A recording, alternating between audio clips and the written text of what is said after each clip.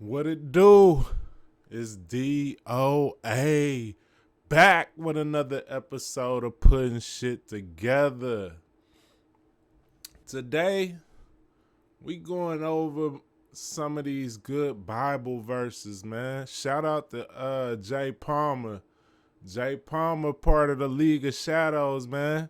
We was born in the darkness. The rest of y'all just adopted that shit. You know what I'm saying? But go ahead and smash that subscribe button and show me that you a part of the league, man.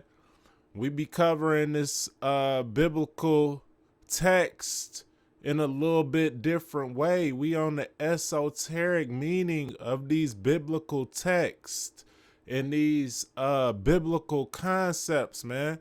I told y'all before that Christ is a way of life, not a man's last name.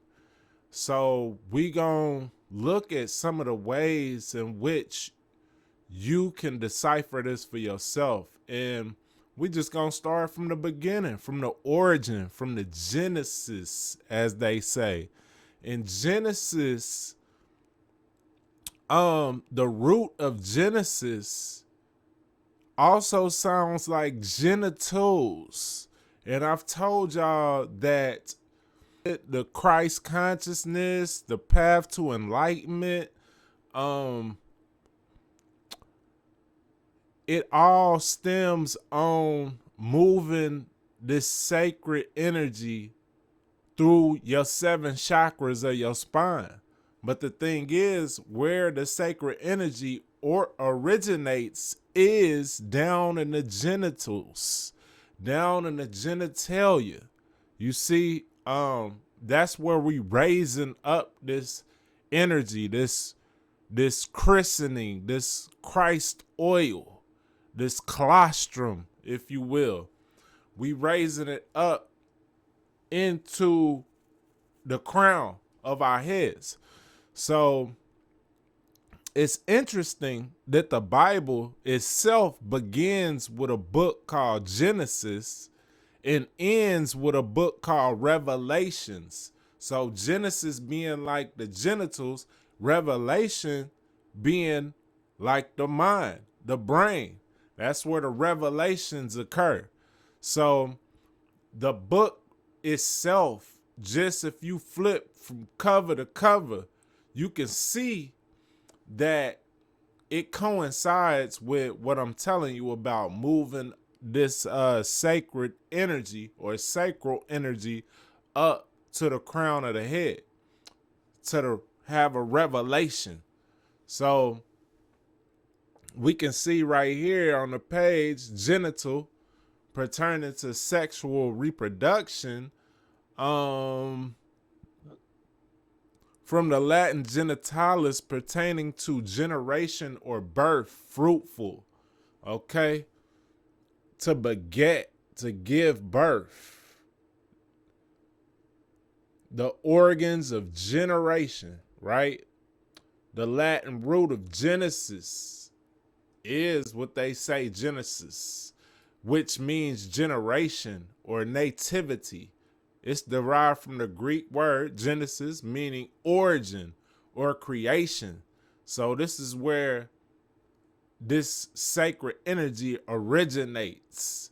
And naturally, it'll be the first book of this esoteric text, being the Bible. Okay? So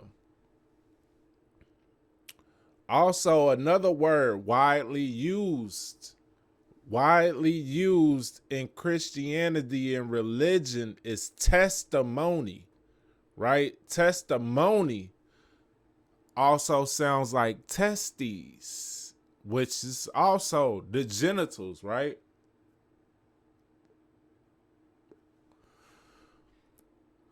And the Latin root of testimony, which is testes, means witness. It says this term reflects the idea of a third-party witness providing evidence or attestation to a fact. But we're going to look at where the concept originates. The word testimony originates from the Latin word testis, which means witness. This root reflects the concept of a third party witness who attests to the truth of a matter. Testis refers to a witness. Testimonium, the Latin term for testimony, derived from testes, meaning evidence or proof. This is where the proof is. Proof is in the pudding. All I got is my balls and my word, man.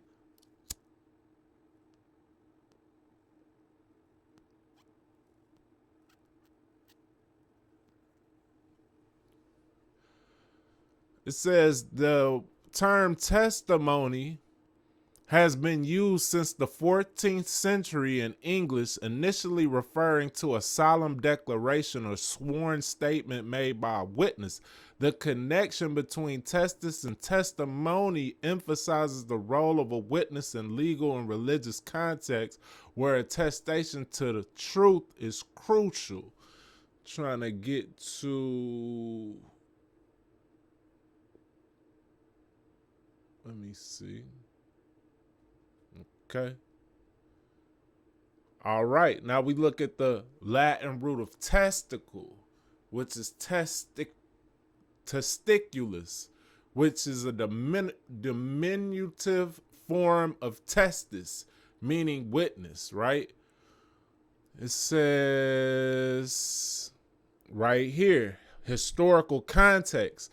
The connection between the terms reflects a cultural practice in ancient Rome where men would hold each other's testicles as a sign of truthfulness while taking oaths. This practice emphasized trust and commitment, linking the physical aspect of the testicles to the idea of witnessing or testifying. That's interesting. Hold my nuts. You feel me? Hold my nuts and speak this truth. That's what I'm going to do.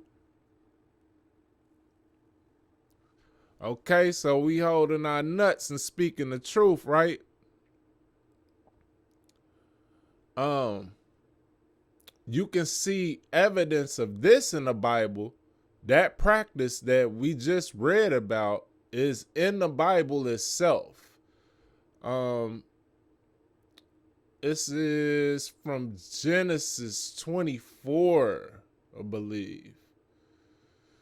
So it says, Abraham was now very old, and the Lord had blessed him in every way. He said to the senior servant in his household, the one in charge of all that he had, put your hand under my thigh.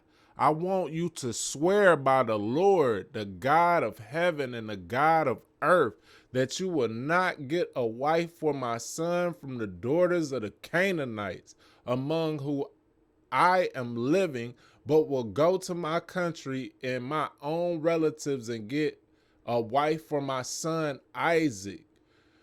So you can see he asked the dude to put his hand under my thigh to give this oath, this testimony.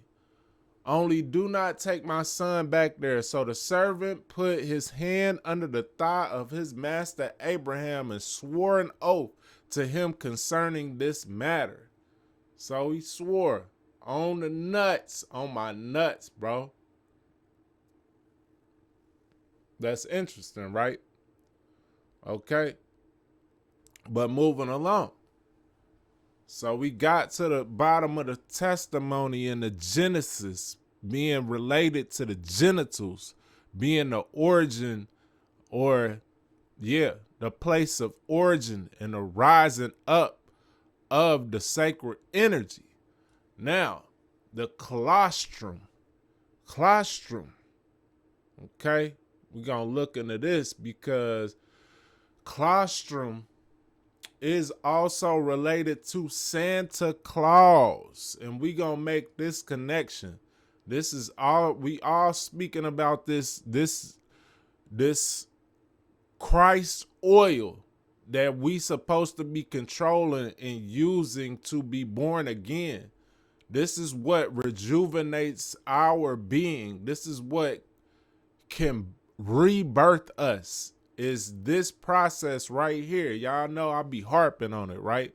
But we gonna give you the real some good hard evidence, so you can share this with your homies, share this with your chicks, share this with whoever. You know what I'm saying? But look, the claustrum is a thin sheet of neurons in the brain that connects to various regions, including the cerebral cortex and subcortical areas. It's believed to play a role in integrating sensory information and may be involved in consciousness and attention. Okay? The claustrum.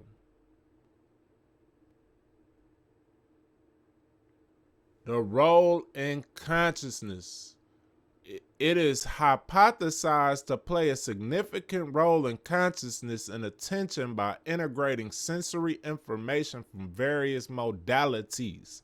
The claustrum has extensive connections with multiple brain regions, including the amygdala, hippocampus, and the thalamus. We know that's where the pineal is. That's where we trying to send this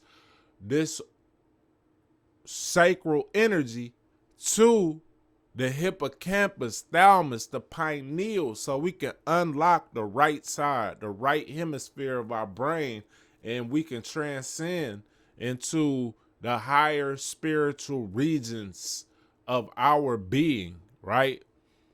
Okay, so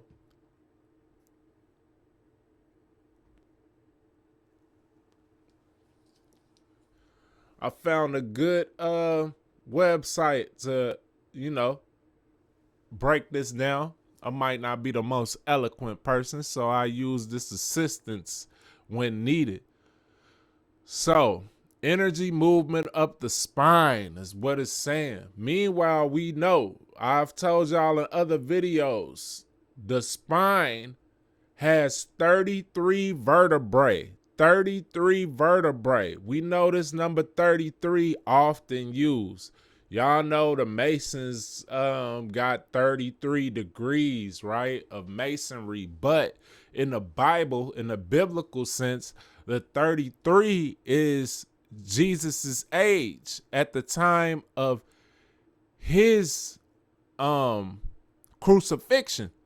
The crucifixion. And I broke this down in another video what the crucifixion means. The crucifixion is symbolizing the death of the lower self, and then the resurrection of the Most High self, right? So it's no coincidence that Jesus was 33 years old at the time of the crucifixion, because he went up each vertebrae of the spine, right? That Christ traveled up 33 levels of the spine, 33 vertebrae to the pineal gland, okay, to the claustrum. So the claustrum is where this oil originates. Also, well, it's where it's created. It's sent down from the claustrum, then back up in a cleansing fashion through the 7 chakras. So we're going to read a little bit of this. It says, the next post in our series on syncretisms is consciousness in the Christos oil, or the Christ oil. If you have a belief system rooted in a heavy religious construct, this post might be a little hard to digest or might trigger cognitive dissonance. This is just a perspective or lens to view through, and no perspective has to become a belief.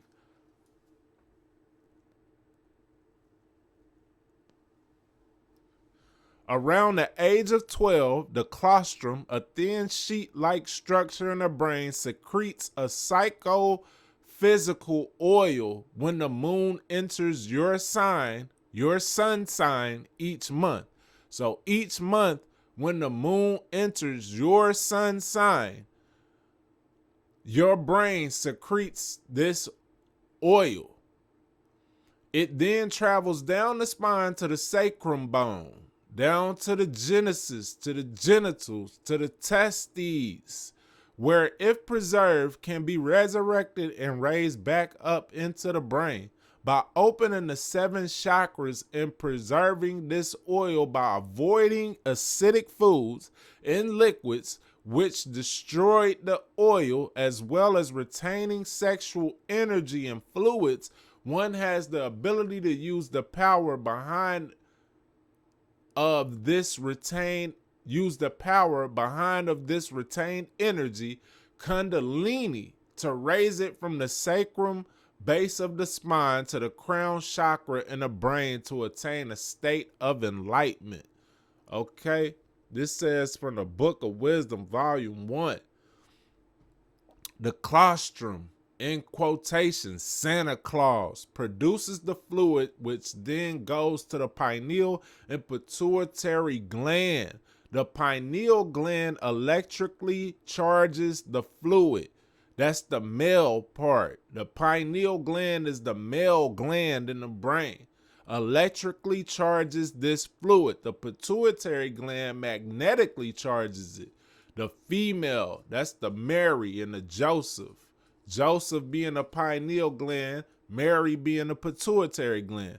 Then the fluid will travel down the 2 nerves, the ida, which is connected to the pituitary gland, and then the pingala, which is connected to the pineal gland. The oil then rests for 3 days on the sacrum bone. Remember, we went over that in the other video about Christmas. So you see how it's a blend of the Santa Claus story and the Bible, the Christ oil, the chrism is what it's also called. This kundalini called a chrism. That's why in the christening, they put that oil on your forehead. That's what they trying to represent in the church, is this oil that's in the 3rd eye, the pineal gland, right? So the oil rests for 3 days. And I told y'all, the winter equinox occurs on the 21st. This is what is kicking off Christmas, so to speak. And then that represents when the sun is making its shortest appearance of the year. So there's the least amount of sunlight on the winter equinox, right? And then the sun lays dormant, it lays in this state for 3 days. And then the days begin to get longer and longer from the 25th forward. Okay? So that's that 3-day, just like Jesus, they said when he was crucified, he laid at rest for 3 days and then resurrected after the 3 days, right? So the oil rests 3 days on the sacrum bone. If the oil is saved and not destroyed, the oil will activate the kundalini energy, which will then turn the oil into a gas, raise it back up the 33 vertebrae to the medulla oblongata. This will then pass to the pineal gland and then to the cerebrum, which will rebirth, resurrect all brain cells, activate the pineal gland, and regenerates all the cells in the body. This process is symbolized as being born again. So it's being born again. And the Santa Claus from Christmas, just think, Santa Claus, colostrum, from Christmas with the chrism, comes down the chimney. That's what that represents. Down the chimney. The tree with the lights is representing the spine, and that light on the top, that's how your brain will be lit up. When you pass this kundalini up your spine to the pineal gland, you're going to light up like a Christmas tree. It says in the Bible, when thine eye be single, thy body will fill with light. That's what it means. So when the single eye, when the pineal gland is activated, your body will fill with light. So we got Santa Claus, claustrum, coming down the chimney, lighting up the tree, rising back up. He's bringing gifts, gifts from the claustrum, gifts from the claustrum. Think about that. Santa Claus bringing gifts from the North Pole. From the North Pole, the gifts come. All right. So, see what we got here. The cerebrum, largest part of the brain, located at the uppermost region of the central nervous system. It is responsible for many critical functions, including conscious thought, voluntary actions, and sensory processing. The cerebrum is divided into two hemispheres, the left and the right, which are connected by a structure called corpus callosum. Callosum, right? That's what's connecting the left hemisphere to the right hemisphere of the brain. And let's see what we got here. First Kings. First Kings is what we in. This is talking about the temple that Solomon built and the chambers of it. The chambers, because this is where they tell you how to open that chamber of the brain. Let me see. I got it somewhere up here.